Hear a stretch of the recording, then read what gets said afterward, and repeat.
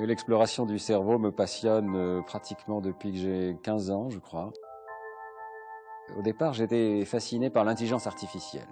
Et dès que l'imagerie cérébrale est apparue, je me suis engouffré dans cette voie parce que c'était la manière royale de voir enfin le cerveau de l'homme, le cerveau humain dans toute sa complexité, avec des fonctions qui sont absolument uniques, hein, l'acquisition du langage, l'acquisition d'une culture, le cerveau en société, ce qu'on appelle le cerveau social. Donc tout ça m'a absolument passionné.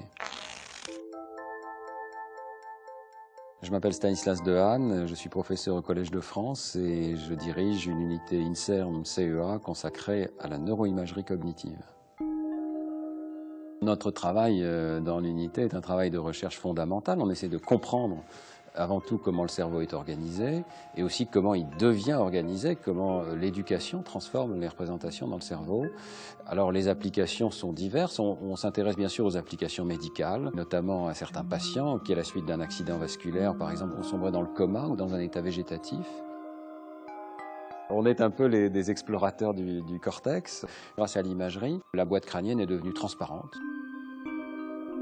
Ce qu'on a trouvé, c'est que chaque région peut avoir une fonction bien précise. Nous avons tous, par exemple, une petite région qui s'intéresse à la lecture.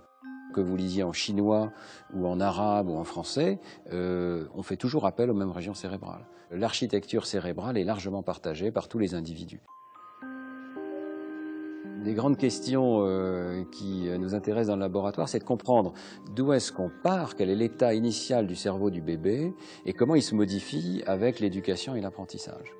Et on s'intéresse beaucoup aussi aux troubles du développement chez l'enfant, notamment tout ce qui concerne la dyslexie, la dyscalculie, la dyspraxie, ces enfants qui ont des difficultés spécifiques dans un domaine pour apprendre, par exemple, ce que c'est qu'un nombre et comment faire des calculs. Pour moi, il n'y a pas du tout de séparation entre la psychologie et les neurosciences. L'imagerie cérébrale est l'une des méthodes de la psychologie contemporaine. Tout aspect de la psychologie humaine peut être étudié sous l'angle de l'organisation cérébrale. Le travail du laboratoire est un énorme travail d'équipe. Psychologues, neurologues, physiciens, statisticiens, mathématiciens collaborent ensemble dans l'unité, parfois même des philosophes. Beaucoup des questions que nous sommes amenés à poser sont des questions qui appartenaient autrefois à la philosophie et que nous ramenons dans le domaine de la science. Je considère que ça fait partie de notre travail, de prendre une question aussi difficile par exemple que celle de la conscience. Eh bien, nous créons des paradigmes expérimentaux pour ramener cette question au laboratoire, et la rendre étudiable avec des outils très simples de la psychologie et de l'imagerie cérébrale.